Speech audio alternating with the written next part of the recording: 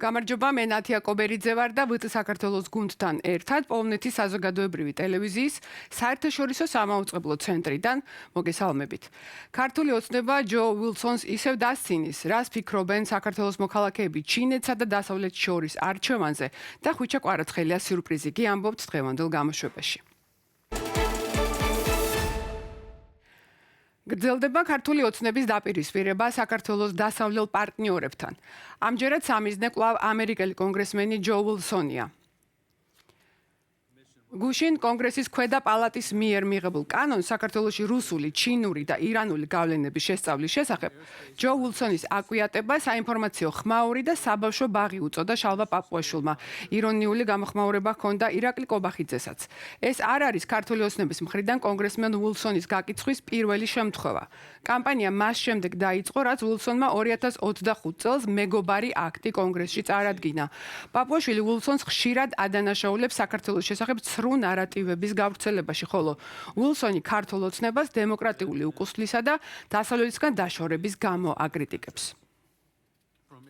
მართლა საბავშვო ბაღივით იქცევა ზოგიერთი გარე პოლიტიკოსი, რასაც ვაკვირდებით და ამას ეხლა ამ პოლიტიკურ ცირკის მოთამაშეებს თუ ცირკის მონაწილეებს თუ დააჯერებდეს. ეხლა ვინმე რამე რომ ჯო უილსონის კანონი და მოწოდება სჭირდება ამერიკის შეერთებული შტატების ხელისუფლებას, მის პრეზიდენტს, რომ რუსეთის და ირანის გავლენები შეისწავლოს ნებისმიერ წერტილში ამ პლანეტის. სხვა რამით კი არ არის დაკავებული ბოლო პერიოდში განსაკუთრებით ტრამპის ადმინისტრაცია. ამიტომ ეს არის აბსოლუტური ბუტაფორია ხმაურის შესაქმნელად. მე პირველ რიგში ვთხოვდით, რომ არ გააგებინოთ ჯო უილსონს ამ ბრიფინგის შესახებ და ასევე არ გააგებინოთ იმის შესახებ, რომ ცოტა ხნის წინ მისი პრეზიდენტი ბატონი ტრამპი იყო ჩინეთში ოფიციალური ვიზიტით. ეს რომ გაიგოს, მე მგონი ინერვულებს თან ასაკიც ისეთი აქვს, რომ ის ინერვულობა არ შეიძლება.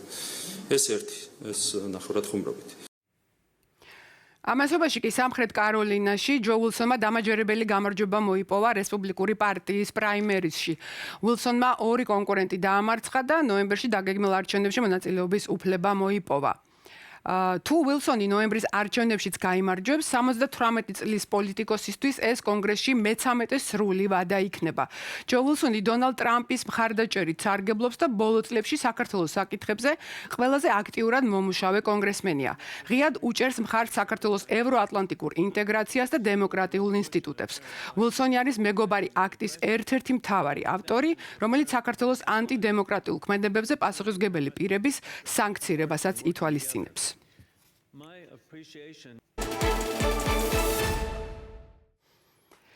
ირაკლი კობახიძე დღეს სიამაყით აღნიშნავდა, რომ ბოლო 6 თვეში 5 მინისტრის ვიზიტი შედგა ჩინეთის სახალხო რესპუბლიკაში. ბოლო 3 წლის მანძილზე კი 14 ორმხრივი შეთანხმება გაფორმდა ორ ქვეყანას შორის.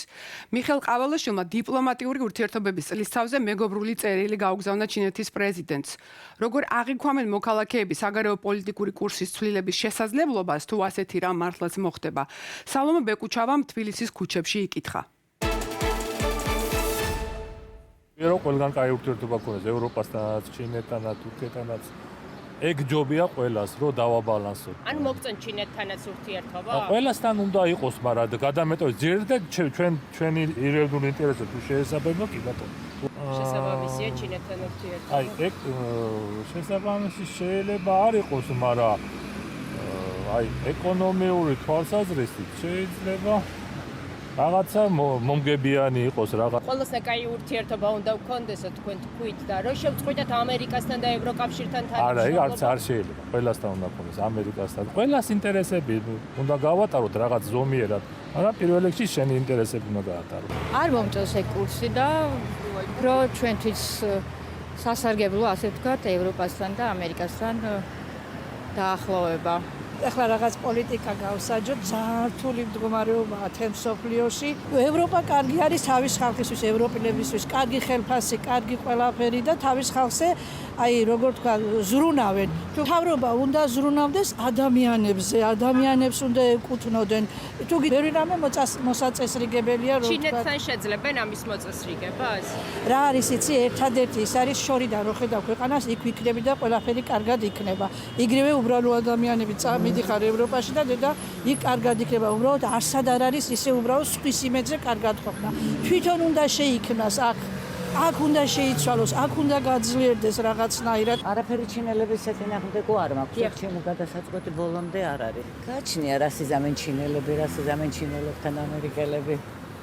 რანაირად შემოგხედავენ ან ერთი ან მეორე ჩვენ და იმის მიხედვით. მოლოდინი რა გაქვთ? აი რა უნდა შეიცვალოს, მას შემდეგ რაც ამერიკას აი რაც მოლოდინს ურთიერთობები ფაქტიურად აი რაც მოლოდინს შეეხება, ასეთი უმოლოდინო და გაუგებრობაში არასოდეს ყოფილვართ არავინ.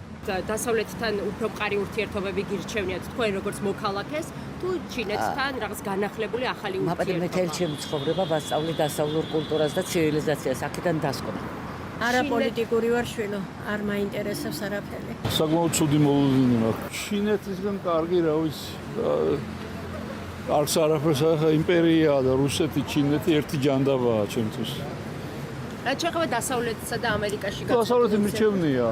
არჩევანი სხვა არ არის, ან დასავლეთი, ან ეს სიბნელე და ბუნებრივია დასავლეთი მირჩევნია. სიბნელეს ირჩევს ხელისუფლება? აბა არადემოკრატიული ლინდება ჩვენ ქვეყანაში, ვიდრე ეს სიტყვის თავისუფლება ძალიან შორსაა უკვე ჩვენ ქვეყანაში.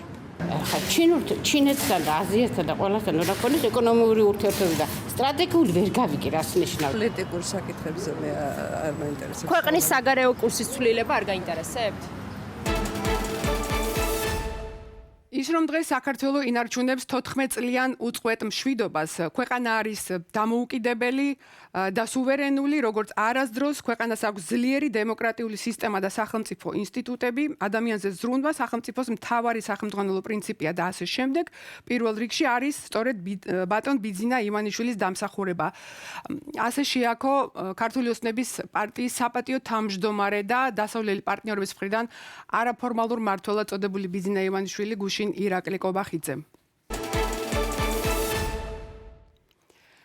ახლა კი წარმოვიდგინოთ, რომ 2048 წელია და იგივე შეფასებები ისმის საქართველოში. აი დისტოპია დაუწერია მწერალ ლაშა ბუღაძეს და ვკითხოთ, რამ შთააგონა იგი ლაშა, მოგესალმებით. მოგესალმებით, ნათია. დიდი მადლობა მოწვევისათვის და წარმატებები თქვენს მაუწყებლობას. დიდი მადლობა ლაშა, მე ჯერ ნახევარი მაქვს საკითხული, მაგრამ რაღაც თქვენი რომანი მინდა გავაჟღეროთ დიახ სათაური ეს არის დამკვირვებელი ბოლო რომანი ლაშა ბუღაძის და შეიძლება ამიტომ მომეჩვენა რომ ძალიან მაგონებს თქვენი რომანი ახალდელ პოლიტიკურ ვითარებას ან ამ პოლიტიკური ვითარების შესაძლო პრინციპში ყველაზე უარეს პერსპექტივას ხომ არ მომეჩვენა არა, მე მგონი არ მოგჩვენებიათ. ნათია, ნამდვილად ასია, მიუხედავად ისო, როგორ თქვენს ბრძანეთ. ჩემი მცდელობა იყო, რომ გარკვეულწილად დამეწერა არა იმდენად კლასიკურად დისტოპიური ჟანრის რომანი, არამედ შესაძლებლობა, პოტენცია იმისა, თუ სად შეიძლება წავიდეს ეს ყველაფერი, რამდენად შეიძლება დეგრადირდეს ჩვენი სინამდვილე და ჩვენი რეალობა და რა დაგვემართოს ჩვენ ყველას. ამის, ასე ვთქვათ, გარკვეული კონსტრუირება ვცადე, რომ თითქოს და 24 წელია გასული და უნდა ჩატარდეს საქართველოს ნარჩენში არჩევნების არჩევნები, რომ ადამიანებმა საერთოდ გაიხსენონ, რას ნიშნავს არჩევნები. ვინაიდან ის თითქოს და ელემენტარული იყო ჩვენთვის, თუნდაც ჩვენი თაობისათვის და არა მხოლოდ თავისუფლება, დემოკრატიული წინსვლა, მოდერნიზაცია და რაც თავარია ევროინტეგრაცია, ეს ავტოკრატიის მიერ იქცა წარსულად, მოგონებად და შემდგომ იმგვარ გამოცდილებად, რომელიც საერთოდ მეხსიერებაშიც კი აღარ არსებობს. და აი, ცხადია, ეს არის ერთგვარად ეს რომანი ერთი მხრივ არის რაღაცნაირად აღწერა და სახელდება ჩვენი შიშების და ჩვენი გარკვეული სინამდვილის და მეორე მხრივ კი გაფრთხილება თუ რა შეიძლება მოხდეს. ცხადია, ნათია, სრულიად გეთანხმებით, რომ ვხუმრობდით კიდეც მე და ჩემი გამომცემელი, რომ ამ რომანში აღწერილი ანომალიები ხშირად ვერ ეწევა იმ რეალობას და იმ აბსურდს, რომელსაც ფაქტობრივად ყოველდღიურად გვთავაზობს ივანიშვილის ავტოკრატია და ოლიგარქია, იმიტომ რომ თავისთავად ავტოკრატული რეჟიმი გულისხმობს ანომალიის ნორმად ქცევას. ეს გასაგებია. მაგრამ აი რასაც ხედავთ ახლა ჩვენ უყურებთ ამ მარიონეტების თეატრს ბიძინა ივანიშვილის, იმიტომ რომ აქ ბეკეტის პიესის რომელიმე პერსონაჟები მნიშვნელობა არ აქვს მათ სახელებით ვიხსენიებთ A, B, C, გნებავთ კობახიძე, პაპუაშვილი თუ სხვა, რომლებიც აი ამ როლს ასრულებენ მათი ეგზისტენცია პოლიტიკური თუ თანამდებობრივი დამოკიდებულია ბიძინა ივანიშვილის მადამიკეთილ განწყობაზე, ცხადია ამ კაცის შეფასებები და შთაბეჭდილებები და განწყობები კი არ არის სტატიკური და დინამიკურია, ამიტომაც რასაც ჩვენ თუნდაც ამ დღების განმავლობაში ვუსმენდით, თუ როგორი ხოტბა ღუვლინა კობახიძემ ბიძინა ივანიშვილს ეს კარგ კლასიკურ საბჭოთა სტალინისტურ სტილში, როდესაც რა ვიცი გენერალურ მდივნებს დიდ ამბებს უმღეროდნენ, ბუნებრივია აი ამ მარიონეტების თეატრის სტილის დამახასიათებელია. მე გამიჩნდა განცდა რომ 2-3 დღის წინ, როდესაც ერთ-ერთ პროპაგანდისტულ არხზე სანქცირებულ იმედზე მოდი პირდაპირ ვთქვათ, გამოდიოდა ქალბატონი წულუკიანი და იქ მან არია წარმოადგინა ლამისა საოპერო დიდ ამბებისა ბიძინა ივანიშვილისადმი, მე მგონი კობახიძე მიხვდა რომ არასაკმარისი იყო მისი ქება. ლაშა, როგორ ფიქრობთ, რაღაც ცოტა ცვლილებასთან გვაქვს საქმე, იმიტომ რომ ასე ხშირად არ გვესმოდა ბიძინა ივანიშვილის ქება, ესეთი სტრუქტურირებული, მაგალითად იგივე ზვიად გამსახურდიასთან, მერაბ კოსტავასთან მისი შედარების მცდელობა ტელეკომპანია იმედის მხრიდან, რაღაც ტენდენციას აქვს ადგილი და როგორ ფიქრობთ, რა შეიძლება იყოს მიზეზი, რა დააკლდა ბიძინა ივანიშვილს? ხო, ეს ძალიან საინტერესო შეკითხვა, ხო, რაღაცა პიროვნების კულტის კონსტრუირების კიდევ ერთი ეტაპია ახალი, ავტოკრატს როგორ შეუქმნათ იმგვარი სურათი და იმგვარი კონტექსტი, რომ სხვა არც არავინ არ ფიგურირებდეს მის გარდა. თქვენს მიერ ხსენებული აგერ თუნდაც ზვიად გამსახურდია და მერაბ კოსტავა, ისინიც კი ფაქტობრივად ჩაცოცხლებულები იყვნენ და ჩაჩოჩებულები იყვნენ უკაცრავად 26 მაისს. თქვენ იხილეთ ალბათ, ხომ, ეს ბილბორდები, ბანერები 26 მაისის, სადაც არც იქ საერთოდ ზვიად გამსახურდია და მერაბ კოსტავაც არ არის. არ ფიგურირებდა 1700 წლის ქრისტიანობის ისტორია არის, ასე ვთქვათ, გამოხატული თუნდაც რიცხობრივად, მაგრამ წმინდანინოც კი გააკრეს იმ ბანერებიდან. რაც გარდაცვლილი უწმინდესი და უნეტარესი ილია მეორე და ცხადი ამ ყველაფერს დაყურებს და ამ ყველაფერს ავსებს ბიძინა ივანიშვილი. ანუ ავტოკრატია ცხადია აუქმებს ისტორიას. აწმყო აქ დაახლა მხოლოდ უნდა იყოს ივანიშვილი და ამ შემთხვევაში ჩემს მიერ ხსენებული ეს მაგალითიც უფრო მე მგონი პრიმიტიული ინსტინქტების გამოძახილია, როგორც ჩანს რაღაც შიშებია. კობახიძე არ უნდა დააკლოს ქება, არ უნდა აჯობოს მას რომელიმე წულუკიანმა, იმიტომ რომ ეს ბულდოგების ბრძოლა ხალიჩის ქვეშ, ეს ცნობილი მეტაფორის არ იყოს, ბუნებრივია, მუდმივია და ახლაც შეიძლება გარკვეულ ფაზაში იყოს გადასული, იმიტომ რომ მოგეხსენებათ ავტოკრატის განწყობაზეა დამოკიდებული ყველაფერი. მაგრამ თავის ანუ შესაძლებელია ეს მართლაც ინიციატივა ბიძინა ივანიშვილის გუნდის ამ საქებარი კამპანიის წარმართვა, მაგრამ დასავლეთთან დაპირისპირება და ჩინეთისკენ სვლა ნამდვილად ბიძინა ივანიშვილის ინიციატივაა. ხომ ასეა? აბსოლუტურად, ხო. ნუ ამ შემთხვევაში ჩვენ ჯერ ისერთოდაც მგონია რომ მართლა ძალიან სახიფათო თამაშია ეს ყველაფერი ძალიან. მე კი არ მგონია ობიექტურად ძალიან სახიფათოა და როდესაც აი ამათ ირონიას ვუყურებთ, კიდევ უფრო შემზარავი ხდება ეს ყველაფერი, იმიტომ რომ ჩვენ ნახეთ ჯო ვილსონის განცხადებები და ეს ხომ ასეთი აგდებული დამოკიდებულება, ეს ხომ ნიშნავს ზოგადად ამერიკის შეერთებული შტატების პოლიტიკის მიმართ აგდებულ დამოკიდებულებას და ეს მესმის რომ აი ამ ჭანჭიკებს სრული პასუხისმგებლობა და ასე ვთქვათ საერთო პასუხისმგებლობა ბიძინა ივანიშვილისთვის აქვთ აკიდებული და ამიტომ სიამოვნებაში ზირბოთ როლებს ასრულებენ, მაგრამ ეს ძალიან სახიფათოა, ეს ძალიან საშიშია.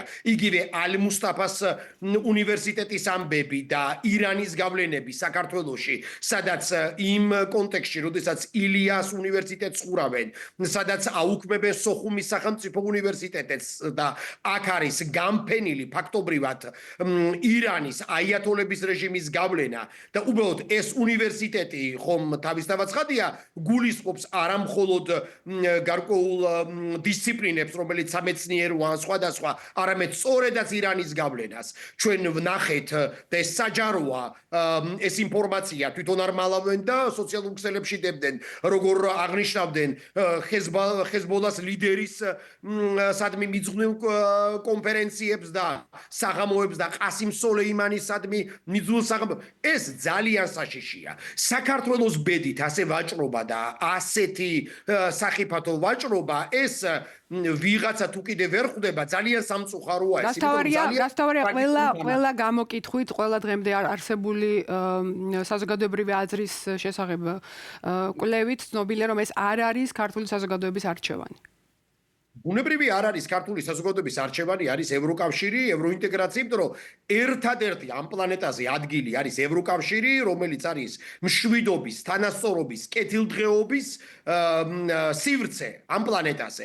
ეს არის ადგილი, რომელსაც ვერ ესხმის თავს რუსეთი, ნატოს ქვეყნებს, რუსეთი თავს ვერ ესხმის, ევროკავშირის ქვეყნები არის დაცული მიუხედავად იმისა, რომ დღეს ძალიან დიდი საფრთხეა და ევროკავშირში ძალიან კარგად ესმით და ამ მშვიდობის დაცულობის უმთავრესი ფარი სწორედაც უკრაინა, ამიტომაც გვინდა ევროკავშირში რომ ჩვენ ვიყოთ დაცულები. სწორედ ჩვენი მშვიდობა და თავისუფლება იყოს დაცული. ამიტომ ქართველებს ეს ესმით. უბრალოდ ცხადია, როდესაც არის манипуляცია, როცა ამხელა რესურსი იდება ფობიების, ირაციონალური ფობიების ტირაჟირებაში და კონსტრუირებაში, ცხადია ძალიან რთულია, როდესაც ადამიანს უყენებ ეგზისტენციას, დემოკრატია, გადარჩენა თუ სიკვდილი თუ სიცოცხლე, აქ ბუნებრივია ზემოქმედების საშუალება გაქვს. დიდი მადლობა ლაშა, წერალი ლაშა ბუღაძე საუბრობდა ქართულ პოლიტიკაზე. ამ ინტერვიუს თქვენ ასევე შეგიძლიათ გაეცნოთ ჩვენს სოციალურ ქსელში Facebook პლატფორმაზე, რომლის გამოწერასაც ჩვენს YouTube გვერდთან ერთად გთხოვთ აქვე თუ შეიძლება. 10 წლის ანდრია შამუგიას ხვიჩა კვარაცხელიამ ეტლი და სხვა საჩუქრები გადასცა. ბავშვის ამბავი ფეხბურთელმა მედია პლატფორმამ მთის ამბებიდან შეიტყო და სახლში ესტუმრა. დილშენის კუნთოვანი დისტროფიის სინდრომის მქონე ანდრიამ კვარაცხელიას მხოლოდ სიტყვიერი თანადგომა სთხოვა. ხვიჩა კვარაცხელია კი იმ რამდენიმე თვიან კამპანიას შეუერთდა, რომელიც მშობლების, მედიის და აქტივისტების მონაწილეობით მიმდინარეობდა და რომლის შედეგად ქართული ოცნების მთავრობამ წამლის შეძენის პირობა დადო. ხუჭა დაღნა გოლი ეგრე იცის კვარა მაგ ბავშვები რომ იბრძვით წამლისთვის მეგონი არა რომ იცოდეს კაი იქნება რით იქნებოდა კარგი რომ წამალი მიეცით ბავშვს რო თქვას რომ თქვას რა შეიცვლება შეიძლება და ყველა დავდგებით